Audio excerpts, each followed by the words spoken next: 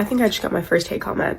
Let's talk about it. This is part 2 of my series in defining an African ontology, where I'm usually going to dissect literature, media, academic writing, but today I'm my own primary source. So let's get into what a diasporic African even is, why I have this accent, and why I am an African not in spite of, but in addition to my other identities. So what is the African diaspora? That term, African diaspora, refers to global communities of folks who are descended from Africans living outside of the continent. Another way to refer to this group is Afro-descended peoples. Think Caribbeans, think African Americans, think Afro-Latinas. These are all Afro-descended peoples who are part of the African diaspora, but that's not me. I'm a first-generation American, which means that all of my ancestry has lived and died on the continent up until the late 20th century, where my parents came to America, and I was born here, which is why I have an American accent. My nationality, American, does not change my heritage, African, both East and West. However, this does mean my African experience, the experience that I can speak about personally,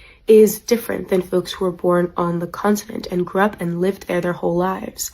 Which is why I say I am a diasporic African, and that's an important distinction to me in terms of what I can speak to as myself and a lot of the questions I have as someone reconnecting to their own heritage. And it would disrespect the gift of knowing exactly where I come from when a lot of people don't. I hope this helps.